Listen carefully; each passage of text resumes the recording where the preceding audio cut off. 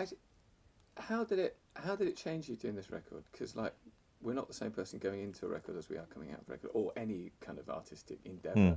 It's by dint of doing it, it changes you. How did this record change you?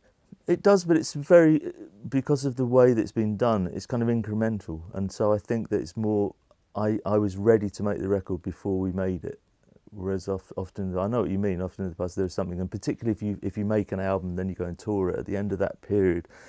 That's how I define my adult life, is by albums and tours. You know, I mean, in some ways it's great because I can actually place things, you know, there's lots of photographs and stuff, and I can place where I was, what I was doing, who I was, you know, by songs. It's strange. Even when I'm on stage and I'm singing songs live, it takes me back. You know, for that 3 or 4 minutes, I can go back to where I was when I did the song. It's an odd sensation. I think with this album, I was kind of ready. I felt like I'd already made it in a funny way. It just came out of me because I was already there. You know, so the change had happened to me, I think, between the last, that was the 10 years that we'd spent as a band kind of like playing. That's the period that I changed through. I think we got to 2019. I think I pinned so much on 2018 as an anniversary year. But I think once it was gone, it was that changed me. I was sort of like, it's all behind me. And I thought every moment from this point on is pretty much a bonus, you know, because I thought that the Hyde Park show would be it. I thought that was the end of the Cure.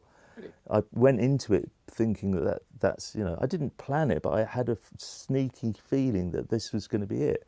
And it was only because it was such a great day and such a great response, and I enjoyed it so much. And like, we suddenly got a flood of offers to headline every European festival, you know, every major festival. Glastonbury came. Do you want to play Glastonbury? Like, you know, I thought, well, maybe it's not the right time to stop. But I wasn't stopping because I was sort of like thought, I don't want to do it anymore. I just thought it'd be a nice time to stop, and it allows me a few years when I'm still kind of like, you know, able to do something else. I can go and do something else, and really, I wasn't that bothered. Funny enough, I thought that's it. I've kind of, because I'd arranged everything to end in 2018. So when we got to 2019, I sort of felt really relieved.